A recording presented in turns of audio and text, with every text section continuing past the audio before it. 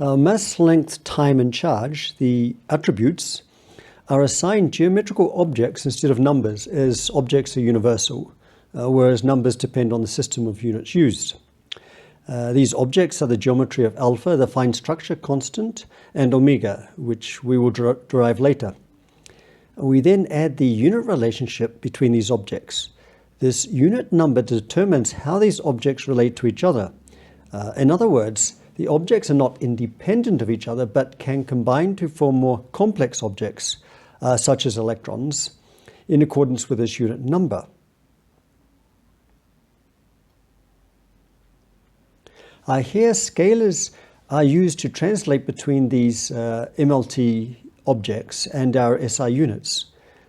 In these examples, as m equals 1, to convert to Planck mass, we use scalar k. Here, to convert from v to the speed of light c, we use the scalar v.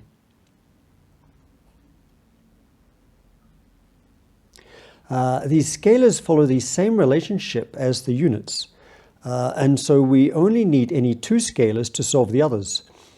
In this example, these two ratios sum to 1. This means that if we know A and L, then we know T. And if we know T and L, then we know scalar K, and so on. Here, the two scalars chosen are V and R. This is because they can be derived from C and mu, the permeability of vacuum, both of which have exact values. From R and V, we can now solve the remaining scalars KLT and A using that unit number relationship.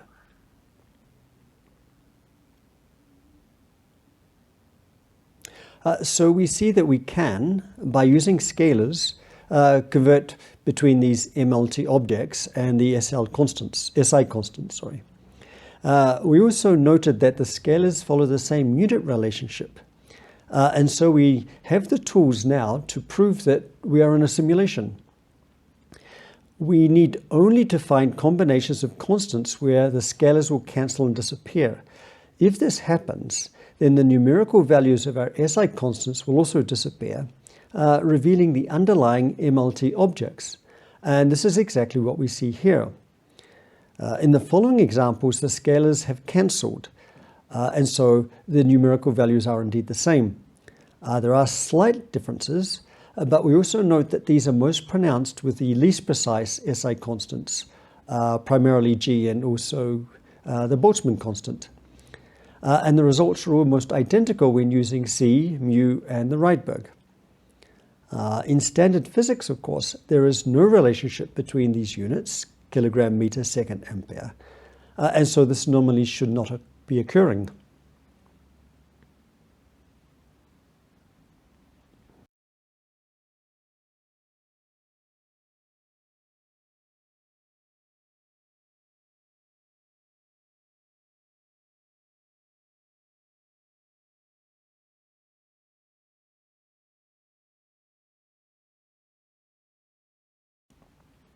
We now scroll down to the SI constants and their MLT equivalents. Here we give the solutions for the constants solved using alpha, omega, and the scalars R and V, and compare with the chordata values. In this column, we have the constant, then the constant MLT units as a geometrical object via these MLT units, the solution, and in the last column, the chordata values. The results again are consistent. We then scroll down to the electron. In this electron formula, the scalars also cancel. And so the electron itself, which is this formula Fe, is dimensionless.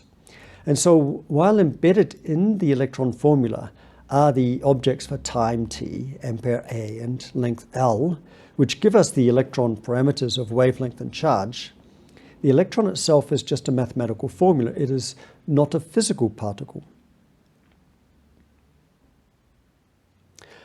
We can scroll to another anomaly that can only be explained by that unit number relationship. Here we take the geometrical C, mu, and R, and find combinations where the constants we want to solve are the same geometrically. And so we can rewrite these constants in terms of C, mu, and R. We then insert their SI numerical values, which are precisely known, and solve the constants that way.